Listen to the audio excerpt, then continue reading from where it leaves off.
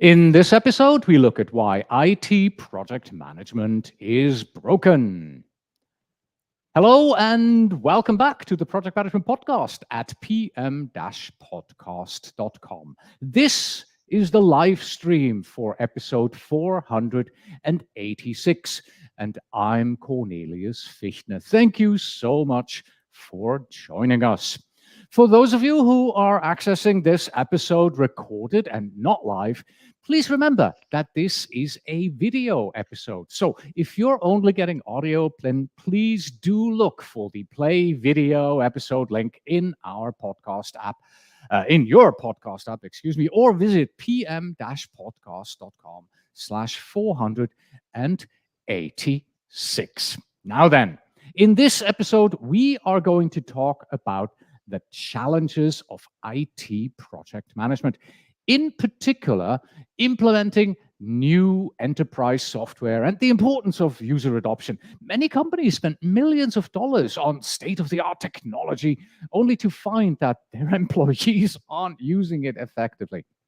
Our guest today is David Luria, who has written the book, The Failure of IT Project Management, that you can see here on the right. And he will provide insights into the reasons behind this problem and how to avoid it, obviously with a particular focus on project management. We all know that IT is broken, but project management isn't broken. So that, okay, I'm going to get so many letters about making this particular joke here. Anyway, he offers a people-centric approach to project planning that starts with what's in it for the user. And he shares valuable tips on how to make software transitions effortless by getting employees involved throughout the process.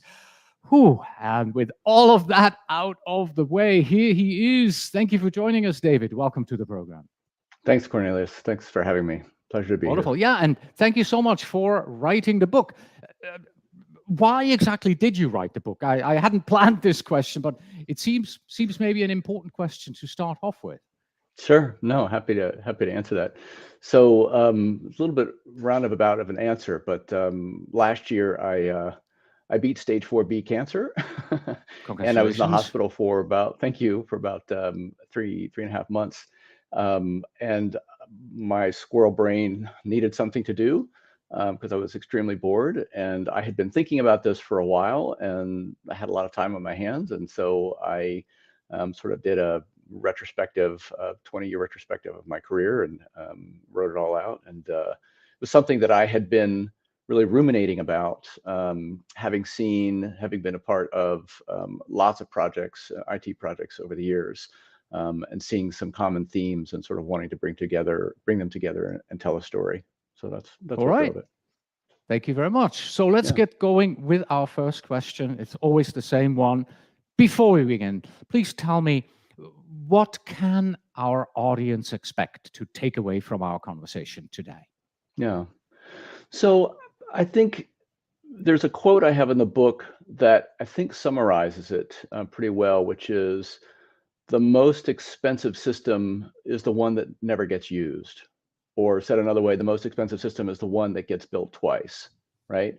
Without a focus on users being successful in an IT project, then the business outcomes that are sought, whether that's greater efficiency or exploiting new markets or providing a new service, they either get diluted or they get delayed, or they never get achieved at all. And so I want to make sure that folks understand that users are key. Users are at the center of success for a project. And without a structured, intentional focus on users, the outcome, the business objective is unlikely to be achieved in a timely way. All right. Thank you. If you are watching this live, either on Facebook or YouTube, please don't forget, you can use the chat. So if you have a question for David about this particular topic, then please don't hesitate. Put it into the chat in Facebook and YouTube, and we will bring it up. But before that, we have a few prepared questions here. And the first one is quite a simple one, David. To begin, why don't we start with an example here? Can you share an example of a real-life failure in IT project management and what could have been done differently, maybe to prevent it? Yes. So I'll tell just a brief story. I was working on a project years ago, several years ago, and we were doing an implementation of Obamacare, the Affordable Care Act, in Washington D.C. And this was a large project, tens of millions, if not, I think it was maybe close to $100 million in terms of retrofitting the district's entire infrastructure to be in line with the new policies and rules for the adjudication of social services for the Affordable Care Act. And I was running a team, the organizational change management team. We were tasked with making sure that the social workers would be successful in using the system. There were hundreds of technologists working on it. We were so proud of it. We were getting ready to train the social workers. And these social workers, bless their hearts, I mean, they really some extraordinary workers, right? Some of whom had been there 30 or 40 years, using these green screens, moving around with tab, tab, tab, shift, tab, tab, tab, as their method of moving around on a screen. And we went to train them 3 or 4 weeks beforehand on the new system. We were so proud. We said, "Oh, this is great. You're going to love it. It's a new browser-based open source system." And of course, for a lot of them, it just didn't mean anything. So we said in the first training session, "Okay, please open your browser, and up on the other left-hand corner, click on the browser with your mouse." First hand goes up. What's a browser? Second hand goes up. What's a mouse? And so that's a bit of hyperbole, right? Because it's easy to teach someone how to use a browser and a mouse. But the larger issue was with one social worker in particular who had gotten very good at walking someone through a social service application. He could get it done in about 12 minutes, right? Well, with the new system, it took him 48 minutes to do a new application. There are thousands of social service workers doing this kind of work every day, right? So the impact on operational throughput was real. And when the vendor went to get paid for the project, the city refused to pay. And they said, "Why won't you pay us?" And they said, "Well, the vendor said, we've just completed the requirements traceability matrix where we've gone through all the requirements and we've met all the requirements." And the city said, "Yeah, but you've reduced our operational efficiency, in our service centers by 40%, and you didn't disclose that, and therefore we're not going to pay you." And the vendor said, "Where in the requirements exactly was that?" They said, "Well, we're paying you tens of millions of dollars. Of course, we're expecting a system to be faster, better, cheaper." And the vendor said, "Well, then you should have put it in writing," right? So that was one of the most sort of egregious misses and failures of a project that I've seen. And it was a really good lesson that I've taken to heart in all the projects that I've worked on, which is that unless you're really crystal clear on the objectives, that you're clearly aligned between the business and IT on what those objectives are and what good looks like and how success is going to be measured, then you are susceptible to failure. Mm-hmm. Yeah, thank you. And I think this example can take us straight into my next question that I have here, because let's talk about strategies. So, as a project and program manager, what strategies can I employ on these large transformational projects that you had an example of just now in order to be successful? So what could we have done differently? What should have been the strategies from the very start? Yeah. So I have a bit of a mental model that I put down in the book, that I sort of worked through with a good friend of mine named Robert Kaufman, who is a leader in organizational change management and has been for decades. But we came up with this model that we call ready, willing, and able, right? And that is users have to be ready because they understand why the change is happening. They have to be willing because they understand what the specific impact is on their jobs, and they have to be able because all the components of readiness are done. The systems are done, the policies are done, the support's in place, the training's done, right? And so having that as a central focus, right, for everyone who's working on the project, both the technologists and the business, can be really, really useful, because then everyone says what success looks like. We've all agreed what success looks like is that a user can do X, Y, and Z, and we'll know what good is. We'll know what done is when X, Y, and Z happens. So strategically, I think maintaining a very clear, disciplined focus on the user and the user being successful, I think, is sort of fundamental. Now, practically speaking, how does that happen?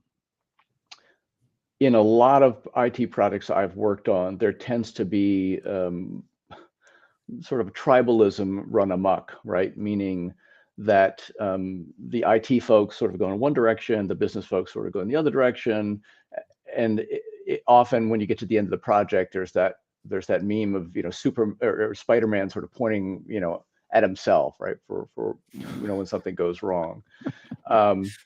And it really does not need to be like that. I think, practically speaking, the way you can instill this ready, willing, and able model is by having what I call adoption requirements in place. Some people have heard the term adoption requirements, but I hadn't until I had, and until I started insisting on using them in the projects that I run. And the adoption requirements are not the functional requirements, not the requirements about data. They are the requirements that are owned by the business, that defined by the business and owned by the business, that articulate what good looks like for a user, right? Not just what the objectives of the project are, but what the user is going to need in order to be successful, right? For those pre-launch things, for testing, right? So what are the artifacts that are needed? How is the user going to get a username password, right? That's one of the first questions I always ask with large projects as a test on how thorough has this been thought out, is how does a user get a username password? Because that embeds the answer to that question reveals a lot about sort of the structure of the project. So having this mental model of ready, willing, and able, using adoption requirements that are owned by, could be a general manager, could be someone who speaks for or represents the users, but then is used as guideposts, toll gates, if you like, between the business and IT, becomes really useful.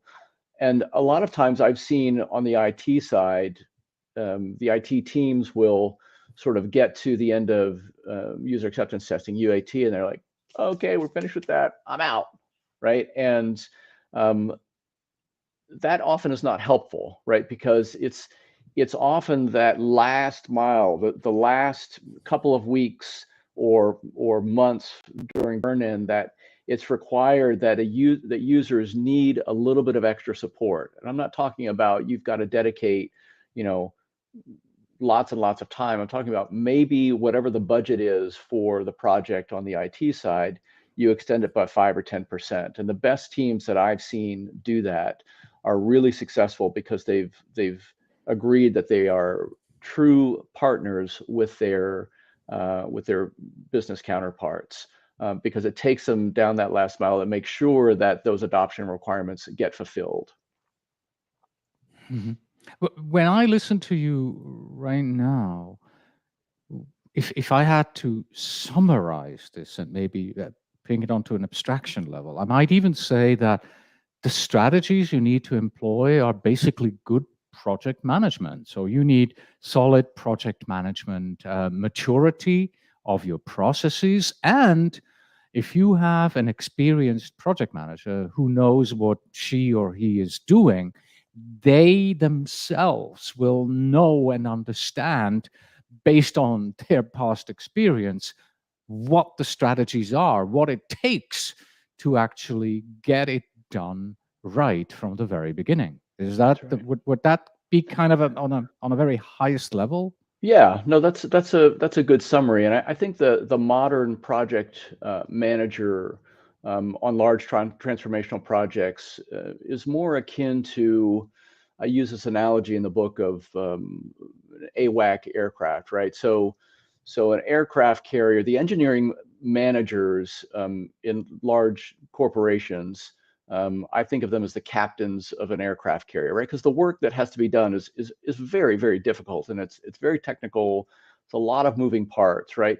But there's this flotilla of other boats, submarines, destroyers, frigates, right? That travel with that aircraft carrier that help support. And then high above are these AWAC aircraft, right? These airborne radar domes that look 350 miles in every direction. And I think that's really the role of a good project program manager today, is to say, okay, there's clear skies ahead, or you need to turn 15 degrees to the left in order to steer clear of this risk, or that potential slowdown. But at the end of the day, good project management focuses on delivery, and it focuses on reducing friction, right? And the project manager's role, maybe it's always been like this, but it certainly is much more so today, to be storytellers, right? We are storytellers, and we are people who help reduce friction to make sure that delivery happens. And if you think as a project program manager today, if you think that's my mission, to tell stories, because often engineering managers, they have a lot of strengths. Storytelling is often not one of them. They often want to get into the shaggy dog. Well, here's what happened, and here's why I'm late, or let's go into this deep dive technical explanation. No, sponsors, um, all they want to know is, when's it going to be done? What do you need from me in terms of decision or blocking to make sure it gets done? And so to be able to synthesize and quickly tell those stories, I think is a key skill for a project manager. Let me take you to my next slide, next question. How has technology played a role in all of this? How does technology help us? What role has it played in the past in order to maybe help us to be better? Or let's keep with the overall theme, is technology part of the reason why IT project management is broken? Okay, you should never ask a question like I have just done with multiple branches. Please pick the one that you prefer to answer, and let's stick with that. No, that's fine. Technology has definitely played a role, right, in the sort of shift for project management. Positive or negative?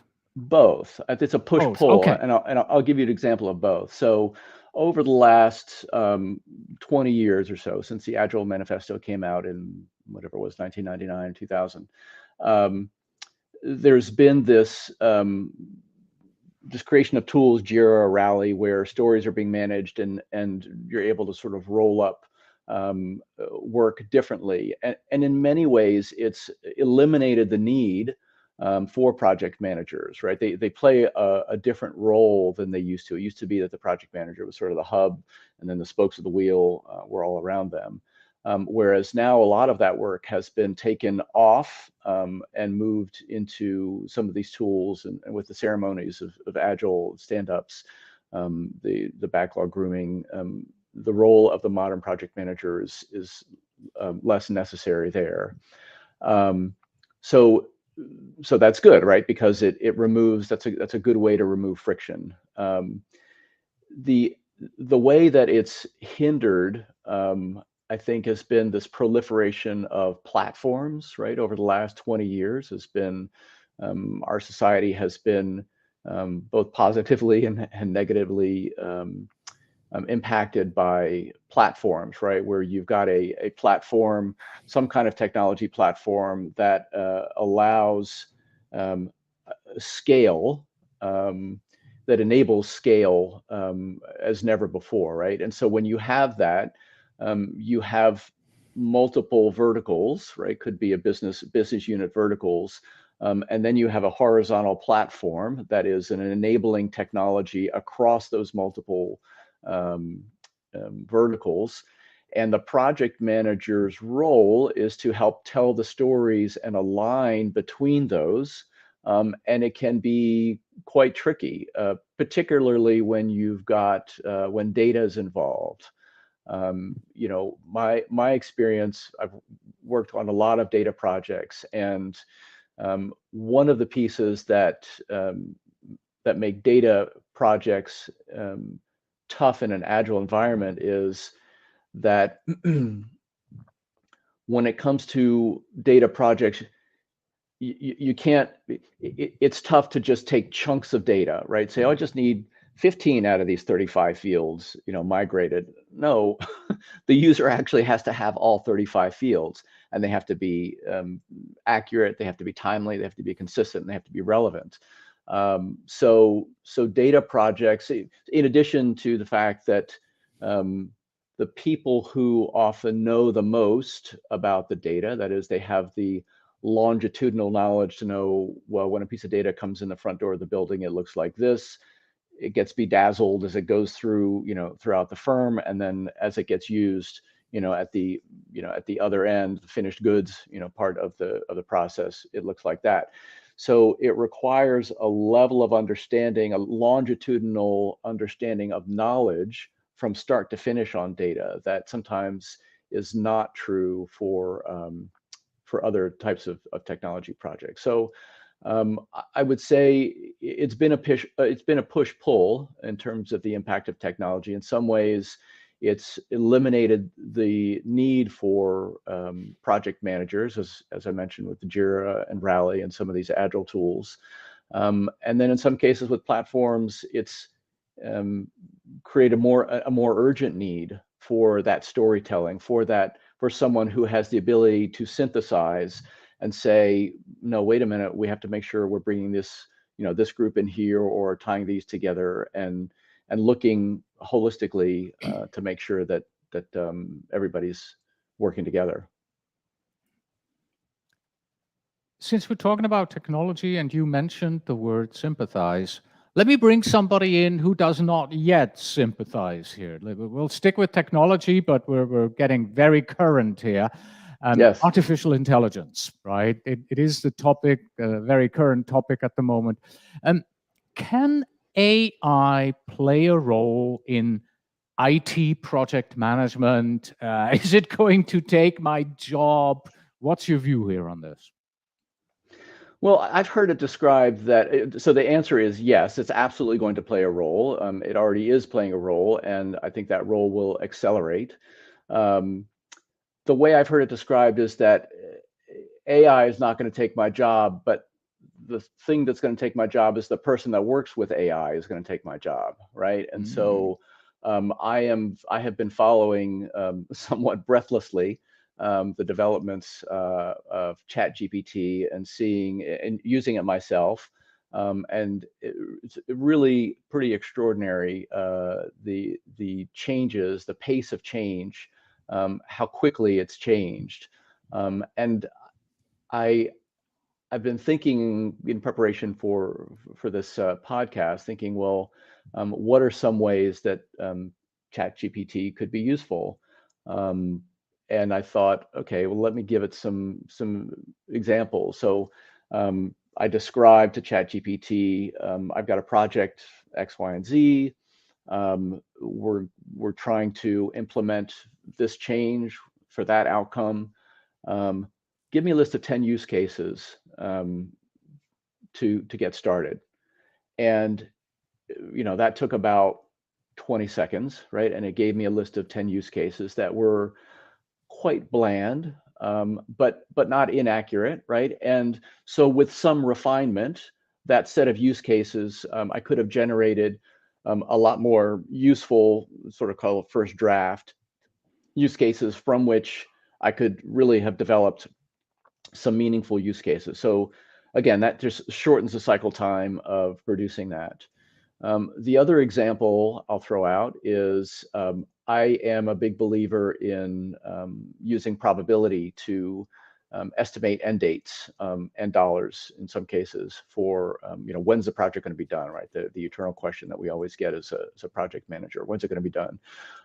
And often that date is either given to us or it's given to us early when there's a lot of ambiguity.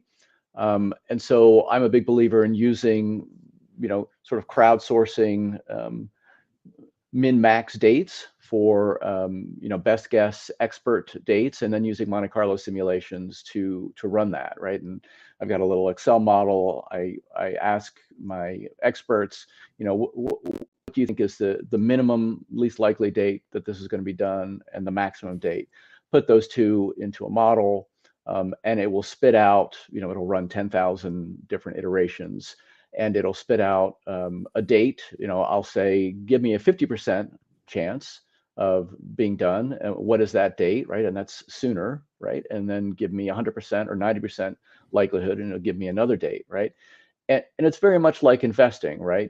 Investing is often a matter of what is your tolerance to risk, right? What does your risk portfolio, your risk profile look like, right? And if you are very risk averse, then you would be closer to the 90, 100% date. Or if you are more aggressive and you're willing to take on some risk, you might take the date that's at 50%, right? So I told ChatGPT, I said, I want to run a Monte Carlo simulation on a project that starts today, right? And here's the min date, here's the max date. Give me the probabilities for 50% confidence and 90% confidence, and it just wrote out the formula that for Python. It gave me a Python code that I then could just paste into Python, and it spits it out. So pretty extraordinary to be able to do that in under 60 seconds. So I think that's just, we're just really at the knee of seeing sort of the exponential change that this is going to have on society, and project management is no different. I think it's only limited sort of by our imagination what we can do with this, with these tools. But I think it's important that everyone start to learn how to write good prompts. I'm seeing all kinds of YouTube videos on prompt engineers, right? Is a new term that I hadn't heard before for ChatGPT. And the better you are at asking questions, right? Because the first version, if you just go and ask a question, you get sort of a 6th to 8th grade answer. But then if you can iterate through that, you're sort of working with an expert assistant, right, who can often be spectacularly wrong. So you have to be careful of that as well. But you're working with an assistant who has access to some percent of the world's knowledge, and does really well in back and forth conversations. So as long as you know what you're talking about, and you can evaluate the output, I think the opportunities that are there and use for project management with the technology are really going to be extraordinary. I'm really excited about it. It's a little terrifying, but at the same time, I'm a big proponent of technology and always eager to see where these things are going to take us. So I'm very encouraged. Let me take you back to the first thing you said when I said, is our AI going to change our jobs? You said, or take my job. You said, AI won't take my job, but the person working with AI will. So let's make sure that our audience, our viewers and listeners, are the person who have that skill, so nobody can take their job. In your opinion, you've already mentioned it, you have to understand how to write good prompts. So that's a skill that people can build for themselves in working with AI in project management. What are some other skills that you see that project managers need to have in order to work with artificial intelligence and improve the IT project management, which you say, is broken? I think it probably breaks down to a couple of large areas. One is a data literacy. I think one of your more recent Yeah. guests was talking about data literacy. I think that's super important. The ability to manipulate data, look at data, ask questions of data, see patterns. So whenever I interview analysts or project managers, I always give them, several questions about Excel. What's the difference between HLOOKUP or VLOOKUP or XLOOKUP, as a gauge to see, just how, do they know, what is their data literacy. I think that's one. The second one is a gap that I see far too often with project managers and analysts, and that is a lack of basic business literacy, meaning understanding the most important financial documents like a balance sheet or cash flow or income statement, and understanding how my role as a project or program manager can impact that, right? And just at a very tactical level, in most organizations, when people bill their time to projects, some amount of that time, most IT people in large organizations have to bill their time to a project.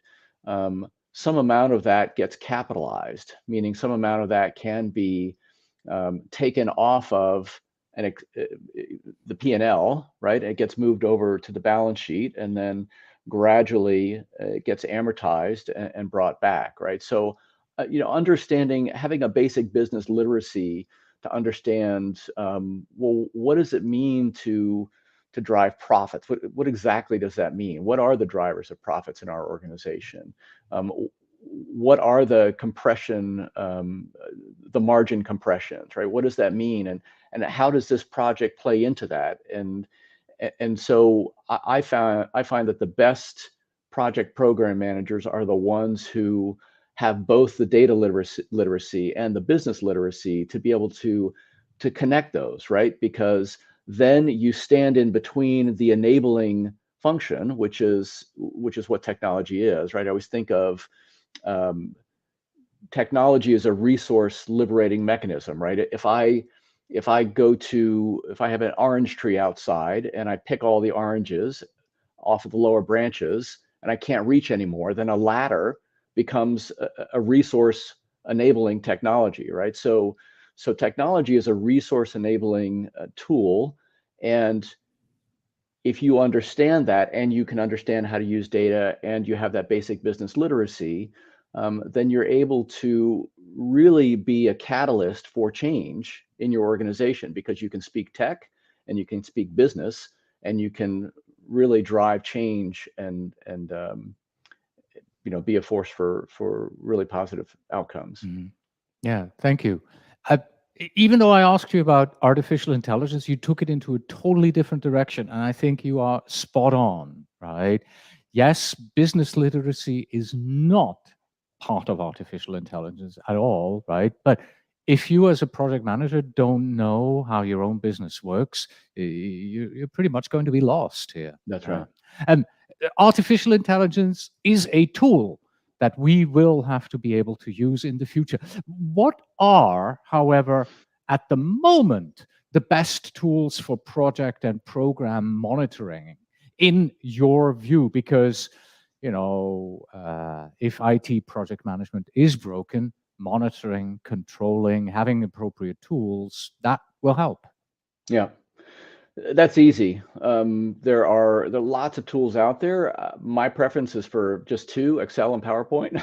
I mean, the simplest ones that everyone uses, Yes. right? Everyone knows how to use. There are lots of fancy tools out there, and I just like the basic functionality of Excel and PowerPoint because you can do so much. So I helped run a project program that was about ran for 2.5 years and $45 million ish, 1,500 different milestones, 85 different projects, I think it was. And we did it all in PowerPoint and Excel, right? And we were able to do that because A, we understand the business, B, we understand the tech, C, we had some very good leadership on both the business side and the technology side running the programs. And C, we knew how to use Excel and we knew how to use formulas. And in the end, we started sort of surfacing some of the details within Power BI, which was also useful. But it's really those two tools. If you don't get those two right, if you can't use those sort of anywhere, then I think it makes it tough to sort of know what you're doing in other tools. Not that there aren't other good tools, but I think those two stand out as really, really good, useful tools. Let's call it good for that, right? So here we have the tools. More importantly, what are some of the key metrics that we need to track and should use to measure the success of our projects? Because in the end, it doesn't matter, a hammer is a hammer, right? It depends on Right. how you use that hammer, and knowing that, oh, this is a nail hammer, this is a Yeah. screw, probably not a hammer. So what are the metrics, the KPIs that you would say this is, as a project manager, the metrics you should be tracking in order for your IT project to be more successful? Yeah. Yeah, so the one that comes to mind immediately, it's a bit unusual. It wasn't my idea. It was came from a colleague of mine, but we call it planes landing, right? Meaning when you have these large projects, right? Dozens and dozens. You have a large program, right? Dozens of projects, hundreds of milestones. You really, as you start to get to the end, you start bringing in these projects in for a landing, right? And so we maintained a metric that we called planes landing, right? Which is, let's look out from today plus 6 to 8 weeks, right? And what are the planes landing that are coming in, the milestones that are due to be done in the next 6 to 8 weeks? And let's make sure that we're applying a level of rigor and understanding of what risks there are for those milestones, and make sure we're setting an expectation that if you're an engineering manager and your project is due in 2 weeks, and last week the RAG status on that project was green, and now all of a sudden you're red, we're going to have a conversation about that, right? Because you're talking about, oh, it's due in 2 weeks, but I'm delayed and now I'm going to push out 3 weeks. That's not going to work, right? We want to have line of sight enough to know that your confidence level in the next 6 to 8 weeks, or whatever that look ahead time period is for those planes landing, is sufficient enough that maybe you'll move a day or two, but not more than that on that milestone. So I found that to be a really good, useful metric for these large projects where you've got milestones happening, landing all the time, representing, the projects themselves. That's a really good one. The other is having a very crisp, clear understanding of what the path to green is, right? So if you have a project that is green and then suddenly turns amber, or God forbid red, having a very crisp articulation of how do we get back to green, right? What is that path to green? And you should be able to say that in 1 or 2 sentences. So that's one of the, at a higher level, the metric that we measure is, how many projects or milestones are flipping back and forth between red, amber, or I'll just say green and not green, right? Is another way to put it. Because that's often a good sort of holistic measure of the stability of the ecosystem, right? How stable is this? And in the beginning, right, it's going to be all over the place. If you're even measuring red, amber, green, which sometimes you can't because you're still getting organized. But as the project matures, right, as that cone of uncertainty gets narrower and narrower, then things should be pretty stable, and you should be able to measure those things pretty consistently. Mm-hmm. Allow me to bring this back to people. We talked about artificial intelligence, we talked about tools, we talked about metrics. This is all around us. But in the end, if IT project management is truly broken, the big part of that rests on our shoulders, the project manager. So what are some of the patterns in the project managers, the program managers that you have observed that sabotage the credibility, the projects that corporate IT project managers and program managers that they have? Yeah, good question. So I'll give you two examples. One is a story from my own career. Years ago, I was working on a project. I had just gotten my Six Sigma black belt certification, and I was all excited. I had this shiny new, black belt, and I had gone into a project where we were working in the distribution center of an organization, and we were trying to improve the throughput, through the capacity. Christmas was coming up, and the CEO wanted to have 20% more capacity throughput in the distribution center without hiring more people. And so he asked me and my team to take a look and see what we could do. So we spent months and months looking at it, and we finally figured out what it was. And the person who ran the distribution center at the time had been there for about 20 years. And his nickname was One Way, which says a lot. It's not my way. It was one way to get it done. And so, like in any Six Sigma project, there's a toll gate, right? The DMAIC model: define, measure, analyze, improve, control, right? So in between each one, we had a toll gate, right? And he was the operating sponsor, and so when we would move from one toll gate to the other, we would ask two questions. One, do you agree with our conclusions? And two, do we have your permission to move forward? And so we had gotten through the define, the measure, the analyze, and we were ready to go to the improve stage. And we said, do you agree with our conclusions? Yes. That we've identified, those key knobs to turn. In this case, I think it was an algorithm that changed, that calculated the stock on hand, where we were making it 2 standard deviations. Anyway, it was math. And so we asked him, do you agree with our conclusions? And do we have your permission to move forward? And he said, yes, I agree with your conclusions. No, you don't have my permission to move forward. We said, what? And he basically said, if you do this, if we make this change, it's going to look like I've been asleep at the switch for the last 20 years, and that's not going to be good for my career right now. And I realized that in my eagerness, as to show off my shiny new Six Sigma black belt, I had forgotten to really gain his perspective and understand sort of how he looks at the world. That the way I looked at what a good outcome would be was not necessarily the way he looked at it. So I should have had a conversation with him. I should have been more curious with him. Now we ended up moving forward. The CEO ended up overriding him, and he ended up getting let go about 18 months later. But that was, I considered that a failure, because I really wanted him to come on board. Our success was his success. So that was one failure.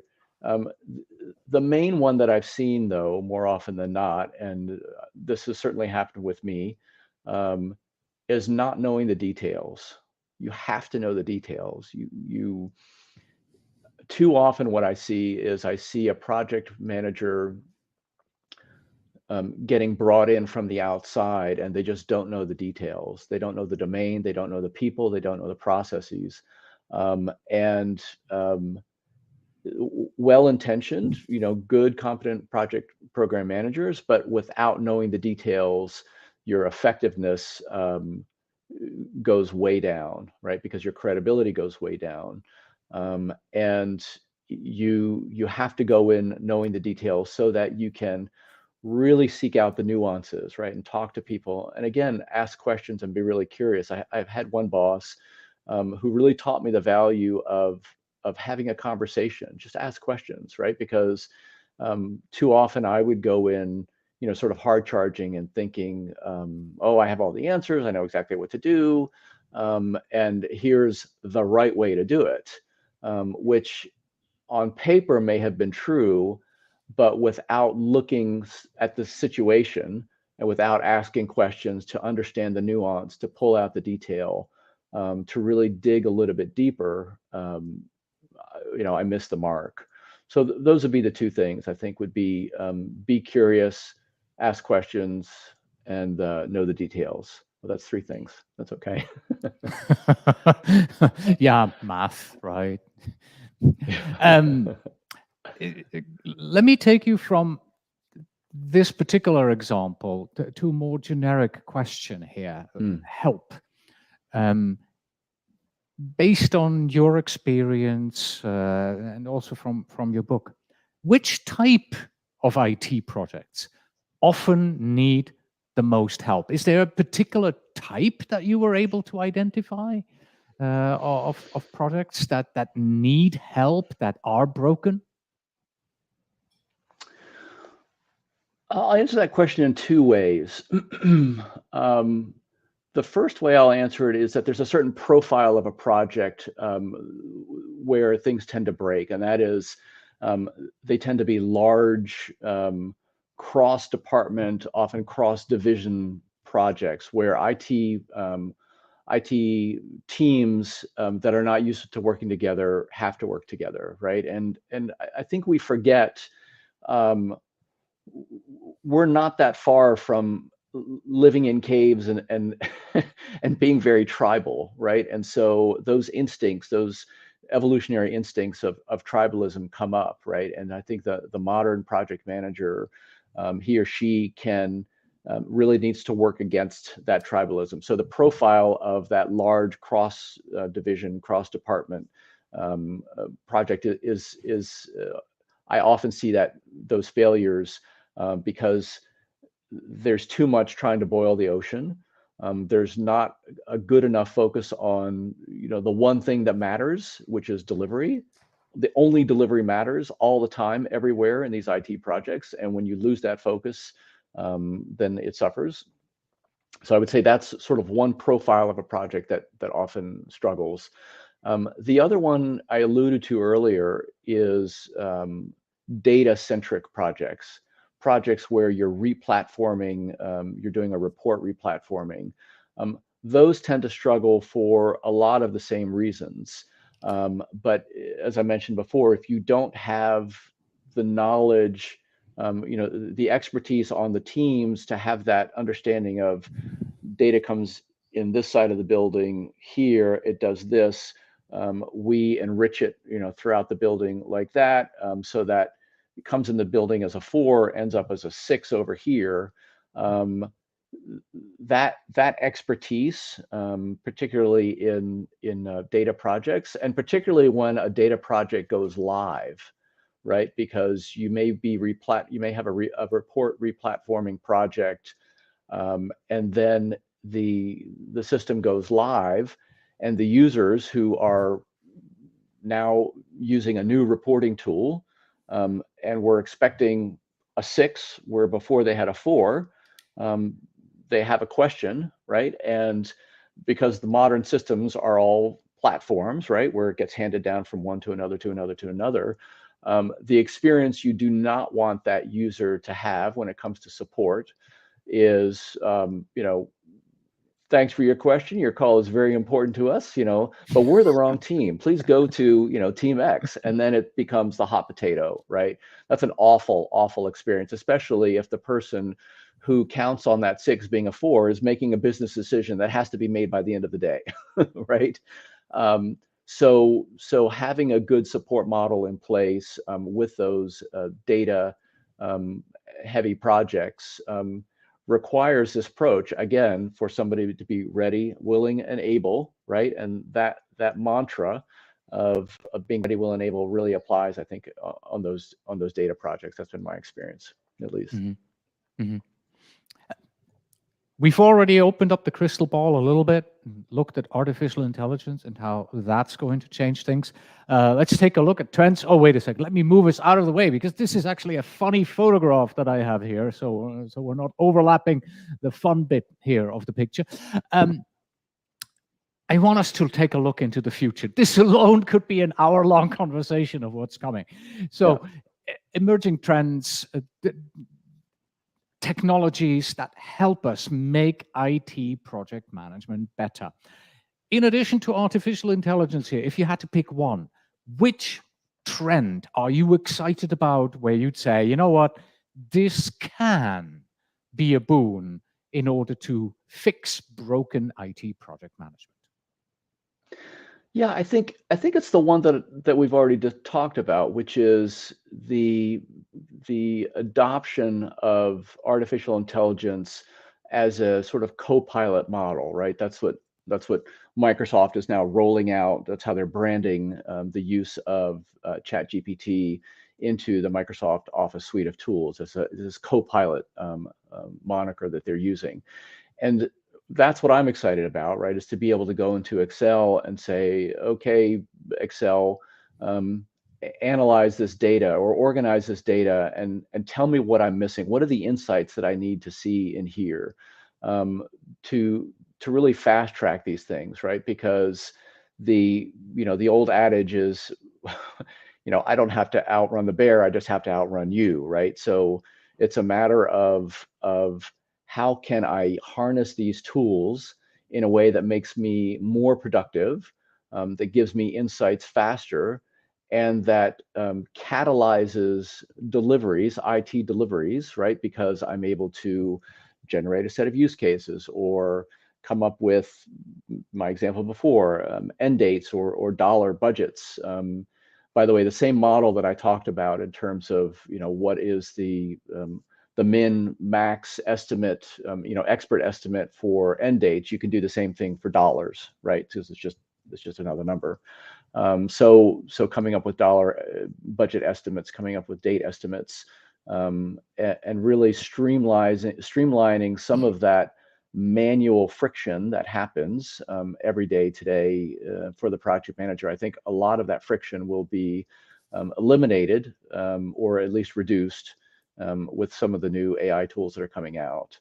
And I think as the AI technology evolves and becomes embedded in some of these platforms, then I'm hoping that some of these platforms will have pattern recognition built into them to have sort of threshold over under threshold triggers, say, oh wait, there's a pattern that's emerging in the data or some trend that's happening in this platform. Let's spit it out as an exception. Let's make sure we're alerting people to it. And that too can have a beneficial impact on delivering projects. Excellent. Thank you so much. We're getting close to the end, but before we say goodbye here, what are the big takeaways here? Maybe 1, 2, or 3, your call, takeaways, things that you want our audience to take with them onto their IT projects today and make their IT projects better. Sure. So I would say, number 1, be curious. Ask questions, ask lots of questions, whether you're talking to an engineering manager, whether you're talking to a business person. Make sure to seek perspective. I think that's super important. Number 2, know your stuff, know the details, become an expert in the domain. And if you're not an expert now, use it as a side project to maybe while you're working on something else, to become an expert, partner with someone, mentor with someone, to learn that domain so that you can be an expert. And number three, like I said right at the top here, have this mental model of with a focus on users, that a user has to be ready, willing, and able. They're ready because they understand the why of it. They're willing because they understand how the change impacts their jobs. And they're able because they've been trained, all the components of readiness, the system is ready, the data is ready, the support's ready, they've been trained. So having not just sort of an abstract idea that users are important and that this ready, willing, and able, it's not just a catchphrase, but embedding it into the project. Make sure you define adoption requirements. What are those adoption requirements?